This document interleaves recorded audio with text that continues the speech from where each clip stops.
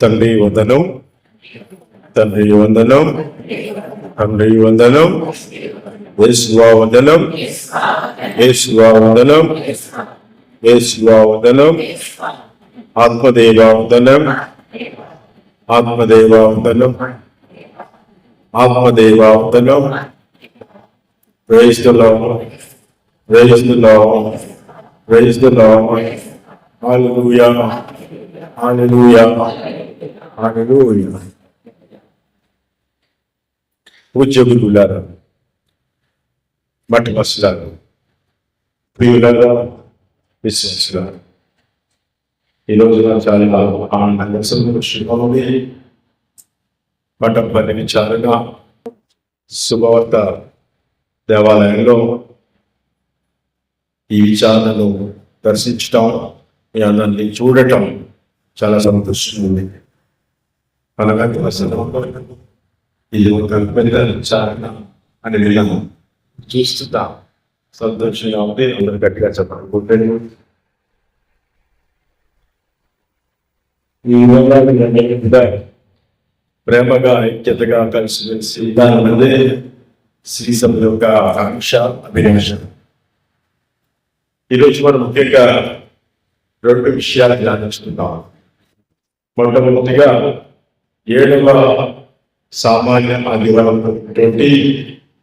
ఆ యొక్క సందేశాన్ని, మరి ముఖ్యంగా అస్వస్థతతో బాధపడుచున్నటువంటి మన పోప్ ఫ్రాన్సిస్ గారి కొరకు ప్రత్యేకంగా ప్రార్థన చేద్దాం. దేవుడు ఆయనకు సంపూర్ణ ఆరోగ్యాలు ఇచ్చి ఆయన చిత్తం చొప్పున నడిపించాలని ఈ పూజలో ప్రత్యేకంగా స్మరించుకుందాం. మొట్టమొదటిగా ప్రియులార విశ్వాసులారా, ఈ విన్నటువంటి పట్టణాల ద్వారా మనందరం జీవితంలో నేర్చుకోవలసినటువంటి నగ్న సత్యం ఏమిటి అంటే, ప్రభు జీవితంలో మనం ఎప్పుడు కూడా పాలు పంచుకొని జీవించాలి. ఆ ప్రభు మనకు అందించినటువంటి ఆ ప్రేమ తత్వాన్ని, క్రీస్తు తత్వాన్ని మన జీవితాల్లో జీర్ణింప చేసుకొని జీవితాలను ప్రభుని యందు దిగ్విజయంగా గడవరకు సాధింపు చేసుకోవడానికి మనం ప్రయాసపడాలి, ప్రయత్నించాలి. ప్రియులార విశ్వాసులారా, చాలా సార్లు మనలో ఉన్నటువంటి అసూయ వలన, దుర్గుణాల వలన, రాగద్వేషాల వలన, ద్వేష భావాల వలన ప్రభు యొక్క ప్రేమతత్వాన్ని గ్రహించక స్వార్థానికి బానిసలై జీవితాన్ని దుర్లభం చేసుకున్నటువంటి మనుషుల్ని ఈ సమాజంలో, ఈ ప్రపంచంలో మనం చూస్తూ ఉన్నాము. కాబట్టి ఈరోజు మనం మన జీవితాల్లో, మన హృదయాల్లో నిర్ధారణ చేసుకోవలసినటువంటి గొప్ప సత్యం, నగ్న సత్యం ఏమిటి అంటే, ప్రభుని యందు నా జీవితాన్ని ఎప్పుడు కూడా నేను భద్రపరుచుకుంటాను. ప్రభుని యందు నా జీవితాన్ని, నా విశ్వాసాన్ని, నా ప్రేమను, నా నమ్మికను భద్రపరుచుకొని దిగ్విజయంగా, ధైర్యంగా నా జీవితాన్ని ముందుకు సాగిస్తాను అన్నటువంటిది మనం ఈరోజు మన మనసుల్లో నిర్ధారణ చేసుకోవాలి. ప్రియులార విశ్వాసులారా, ఇదే విషయాన్ని మనం మొదటి పట్టణంలో విన్నాం. దావీదు మహారాజు ప్రభుని ఎడల, యావే దేవుని ఎడలటువంటి ఆ గొప్ప విశ్వాసం. ఇప్పుడు పూజలో మీరు పాడినటువంటి పాట,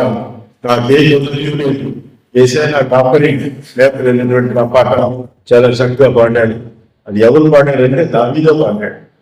ఎప్పుడు పాడడం అంటే, ఒక క్లిష్టమైనటువంటి పరిస్థితుల్లో ఉన్నప్పుడు, శత్రువులందరూ ఆయన చంపాలని ప్రయత్నం చేస్తున్న సమయంలో అడవులను పారిపోయి అక్కడ దేవుడా నువ్వే దిక్కు అన్నట్టుగా ఆయన యెహోవా నా కాపరి, నాకే గొడవ లేదు, ఆయనే నన్ను నడిపిస్తాడు, దీవిస్తాడు, సంరక్షిస్తాడు, మేపుతాడు అన్నటువంటి ఆ యొక్క విశ్వాసం వచ్చినాడు. పాత రూపంలో, కీర్తన రూపంలో పాడాడు దావీదు మహారాజు. అయితే ఈరోజు విన్నటువంటి మొదటి పట్టణంలో సౌలు దావీదుని చంపాలని ప్రయత్నం చేస్తున్నాడు. ఎందుకు సౌలు రాజు దావీదు రాజుని చంపాలని ప్రయత్నం చేస్తున్నాడు అన్నది మనం ఆలోచన చేస్తే, అది కేవలం అసూయ వలన. సౌలు 40 సంవత్సరాలు పరిపాలించాడు, తన ప్రజలతో జీవించాడు.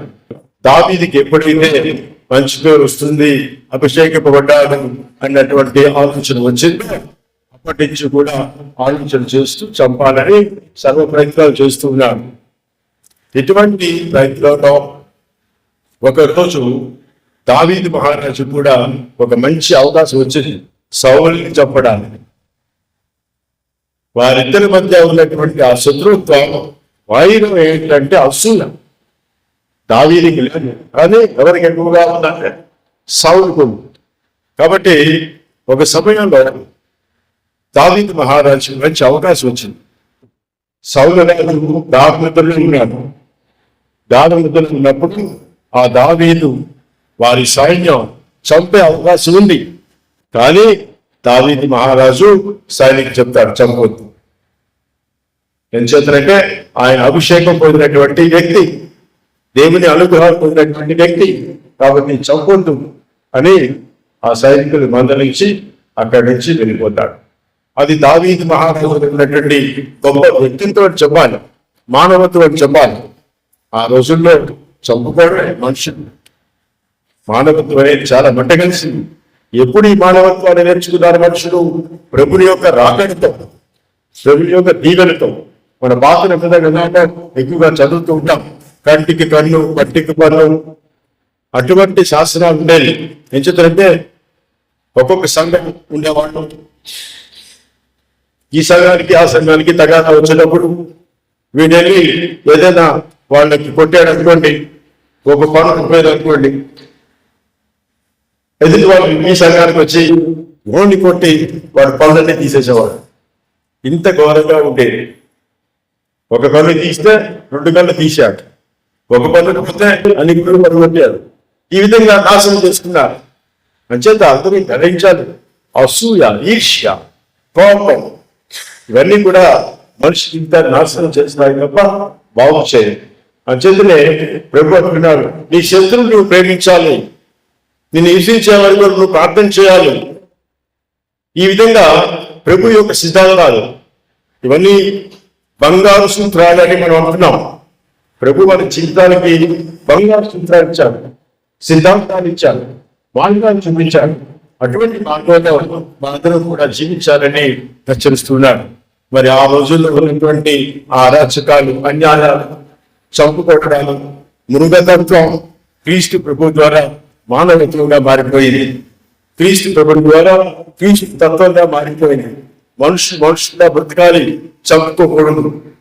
మనుషులా బ్రతకాలి, ఒకరినొకరు సహకరించుకోవాలి, ఆదరించుకోవాలి, ప్రేమించుకోవాలి, ఐక్యతగా ఉండాలి, సంఘీభావంతో ఉండాలి, సహాయ సహకారం అందించుకోవాలి అన్నటువంటి ఈ యొక్క ఆశా జనకాన్ని ప్రభు యొక్క జన్మం ద్వారా మనుషులు కాలంతరమైనా నేర్చుకుంటూ వచ్చారు. అటువంటి భాగ్యం వాళ్ళందరికీ దొరికింది అని చెప్పడంలో అతిశయోక్తి. భగవంతుడు ఏర్పరిచినటువంటి ఒక గొప్ప రక్షణ ప్రణాళిక.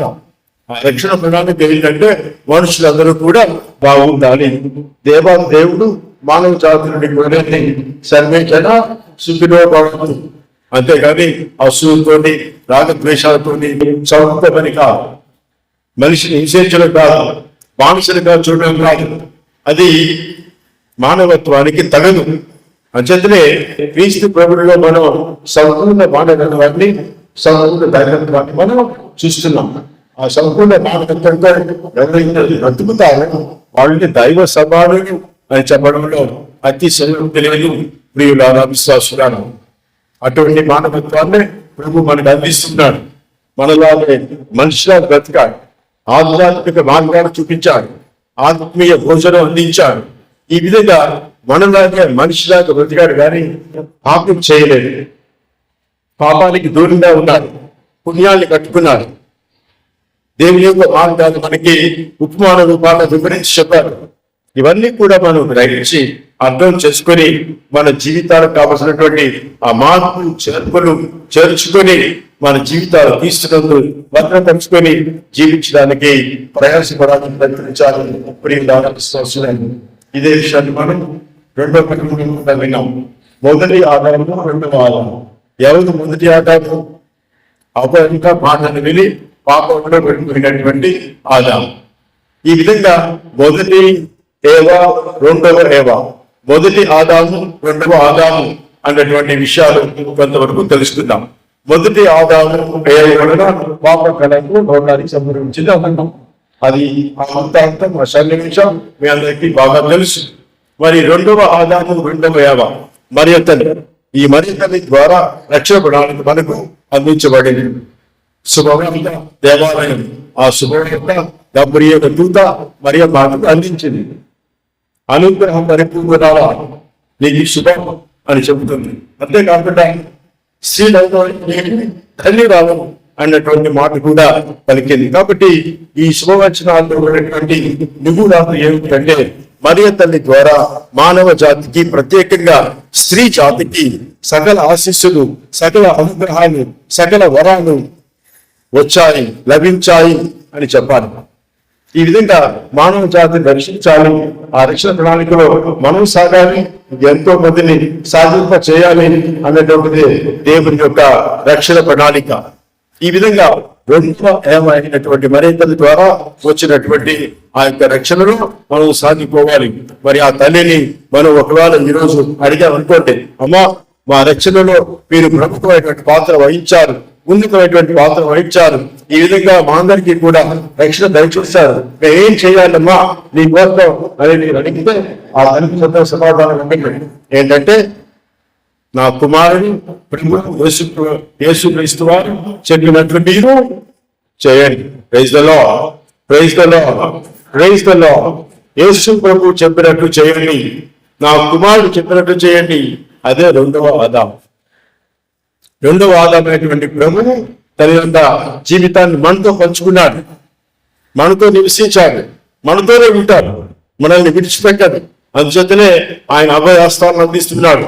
నేను మిమ్మల్ని దిక్కులేని వారిగా, అనాథులుగా విడిచిపెట్టను, నేను మీతో ఎప్పుడు ఉంటాను, నా వాదాన్ని పంపిస్తాను, పవిత్రాత్మను పంపిస్తాను, నా అభయహస్తాన్ని మీకు ఇస్తాను అని చెప్పి ఎప్పుడు కూడా మనల్ని దీవిస్తున్నాడు, నడిపిస్తున్నాడు. అందుచేతనే రెండవ అవగాహనలో వచ్చినటువంటి ఆ రక్షణ భాగ్యాన్ని, ఆ మార్గాల్ని, ఆ యొక్క బంగారు సూత్రాలను మనం నేర్చుకొని మన జీవితాలు మలుచుకొని మార్చుకొని దుర్గుణాలకు దూరం అవుతూ పుణ్యం చేసుకుంటూ మంచిగా మన జీవితాలు ప్రభువుకి సాక్షిగా నడిపించుకోవడానికి సహాయశక్తులు ప్రయత్నించాలి. ప్రియులారా, విశ్వాసులారా, ఇదే విషయాన్ని ప్రభు స్వార్థలో కూడా లూకా స్వార్థలో తెలియపరుస్తున్నాడు. కాబట్టి సాముయేలు గ్రంథంలో ఉన్నటువంటి ఆ యొక్క ఈర్ష్య, అసూయ, రెండవ ఆదామించినటువంటి ఆ క్రీస్తు తత్వం, ప్రేమ తత్వం, ఇకపోతే లూకా స్వార్థలో మనం వింటూ ఉన్నటువంటి వాక్యాలు, నీ శత్రువులు నువ్వు ప్రేమించండి, నువ్వు ఏ కొలత అయితే కొలుస్తావో అదే కొలత నీకు కూడా కొలవెంతూ ఉంది. నీకు నచ్చిన వాళ్ళని, మెచ్చిన వాళ్ళని, నీ కులాలని, నీ బంధువుల్ని, నీ సేవకులు మాత్రమే ప్రేమిస్తే వచ్చే లాభం ఏమిటి? అది అందరూ చేస్తారు, అందరూ చేసింది అది సామాన్యంగా బ్రతికేవాళ్ళు. కానీ నీ శత్రువును ప్రేమించాలి, నేను హింసించి, బాధించి, దూషించి, ద్వేషించే వాళ్ళ కోసం ప్రార్థన చేయాలి, క్షమాగుణం కలిగి ఉండాలి. ఇటువంటి క్షమాభిక్ష ప్రభు మనకు నేర్పించారు. అంచేతనే మన యొక్క మానవ స్థితిగతి, మానవ తత్వాన్ని మనం తెలుసుకున్నట్టు ప్రభుత్వంలో ఉన్నటువంటి ఆ గొప్పతనాన్ని మనం గ్రహించినాడు. ఆ క్రీస్తు తత్వాన్ని మనం తెలుసుకున్న నాడు ప్రియులారా, విశ్వాసులారా, మనలో మార్పు వచ్చే అవకాశాలు ఉంటాయి. ఏం చేస్తారంటే ఆ ప్రభువుని మనం ఎంతగా ప్రేమిస్తే అంతగా ఆయన అలవాట్లు, ఆయన గుణగణాలు, ఆయన లక్షణాలు మన జీవితాల్లో వస్తాయి. ఆ విధంగా ప్రభుకి సాక్షులుగా బ్రతికేటువంటి భాగ్యాన్ని పొందుతాం. కాబట్టి ఆ ప్రభువులో ఉన్నటువంటి ఆ ప్రేమ మన లౌకిక జీవితంలో, ఈ సమాజ జీవితంలో మనం వ్యవహరిస్తూ ఉన్నటువంటి ఈ ప్రేమ కార్యక్రమాలకి చాలా చాలా వ్యత్యాసం ఉంది అని చెప్పాలి. ప్రభుని ప్రేమలో మనం త్యాగం, నిస్వార్థం, సంఘీభావం, క్షమాపణ, అర్థం చేసుకోవడం, సంపూర్ణ మానవత్వం, ఇటువంటి పుణ్య గుణాలు, సంపూర్ణ గుణాలు కలిగి ఉన్నటువంటి ప్రేమ. అంచేతనే ప్రభుని ప్రేమ మనందరిపై ఒకే విధంగా ఉంటుంది, అందులో వ్యత్యాసం లేదు. నేను బిషపునని, దేవుడు నన్ను ఎక్కువగా ప్రేమిస్తున్నాడని, మీరు సామాన్యులని తక్కువ ప్రేమిస్తున్నాడని ఎప్పుడు అనుకోనండి. నిన్ను, నన్ను ఆ దేవుడు ప్రభు ఎప్పుడు ఎల్లప్పుడూ శాశ్వతంగా ఒకే విధంగా, ఎటువంటి భేద తారతమ్యం లేకుండా, ఈ కులం ఆ కులం, ఈ మతం ఆ మతం, ఈ రాష్ట్రం ఆ రాష్ట్రం, ఈ పార్టీ ఆ పార్టీ, ఈ భాష అన్నటువంటి తేడా లేదు. వర్షం పడేటప్పుడు ఏ విధంగా అందరిపై వర్షం ఒకే విధంగా పడుతుందో, సూర్యుడు ప్రకాశించేటప్పుడు అందరిపై ప్రకాశిస్తుంటాడు.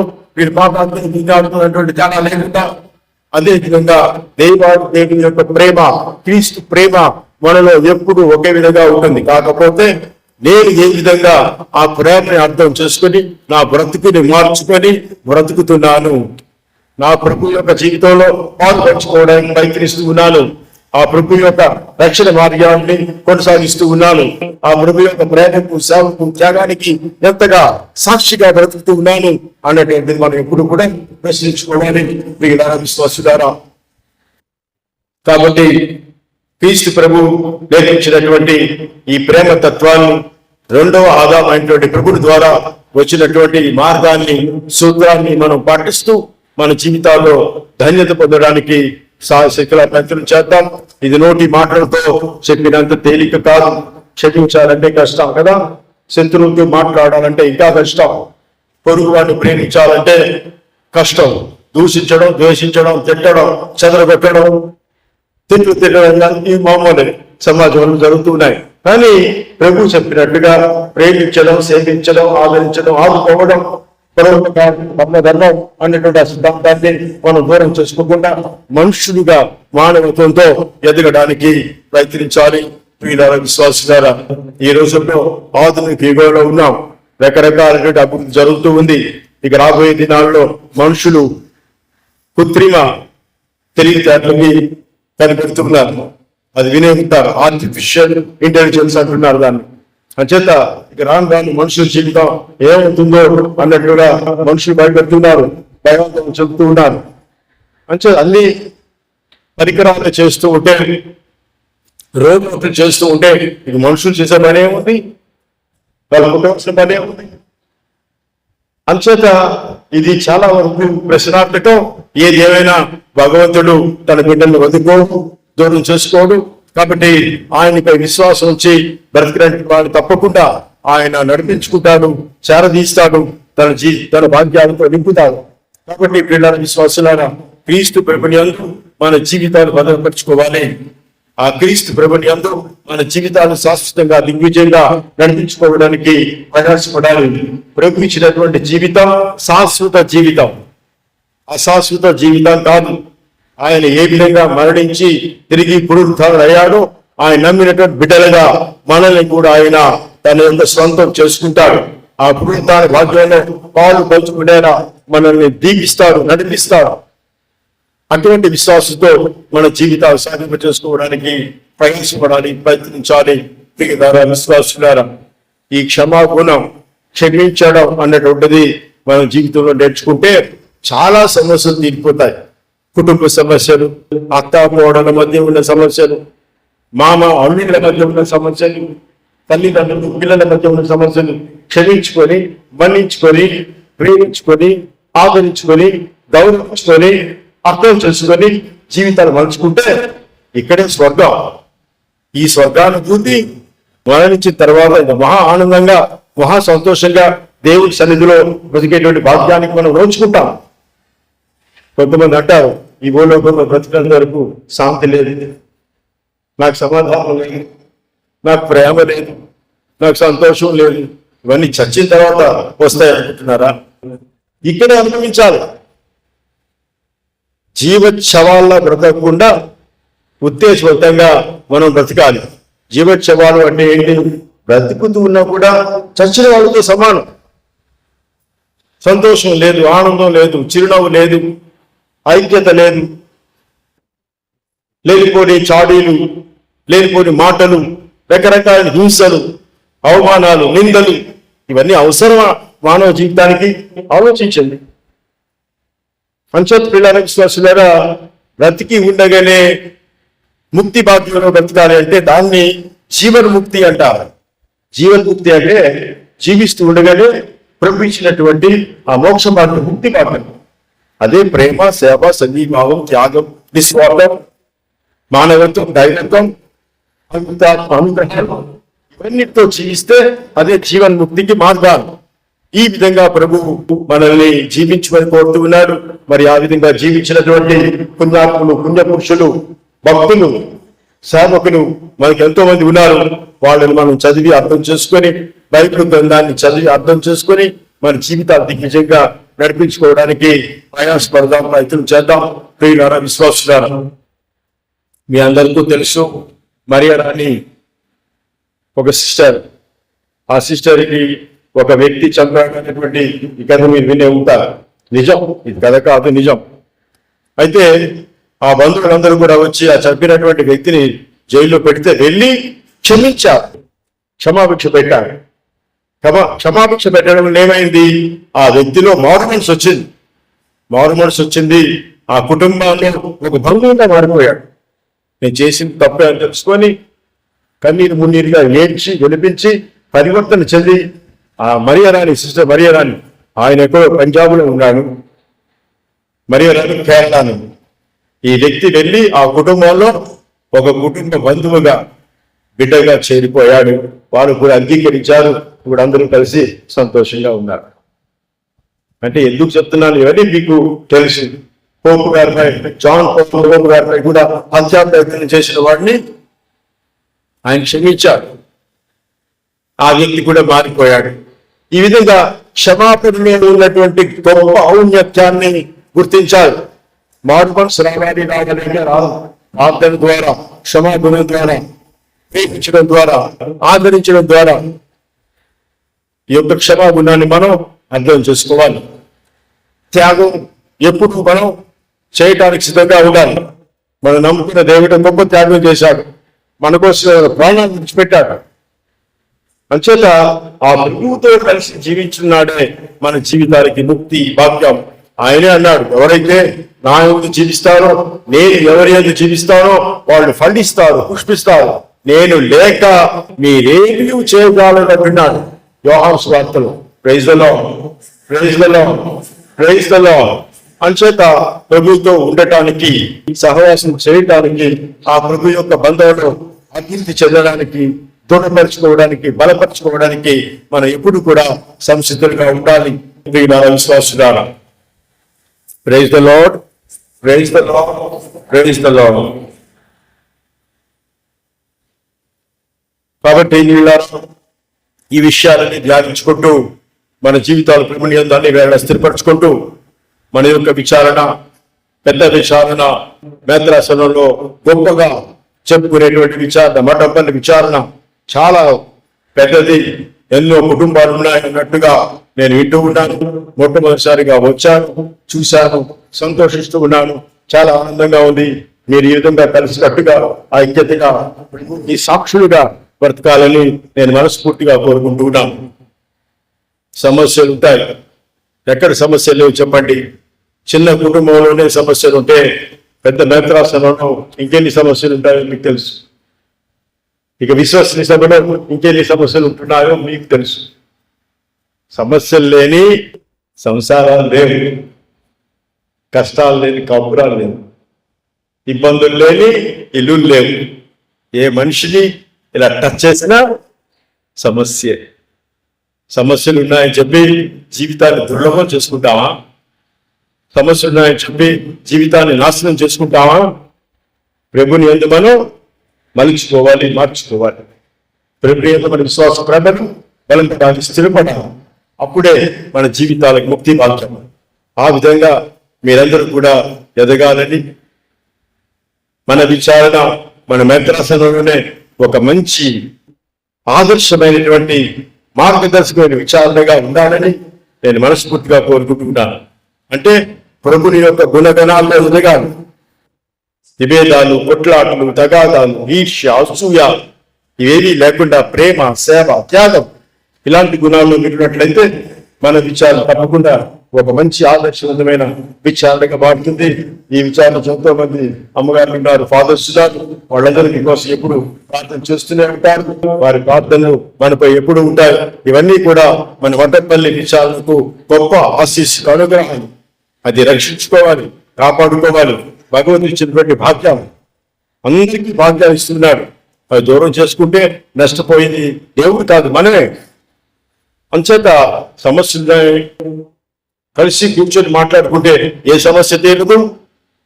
అంత ఓర్పు నేర్పు ఉండాలి. మనం సమస్య తీరాలి అనే మనస్తత్వంతో కూర్చోవాలి. నేను పట్టిన గుండెలకి 3 కాళ్ళు, నా మాట నెగ్గాలి, నా మాట చెల్లాలి అంటే చెల్లుతుందా?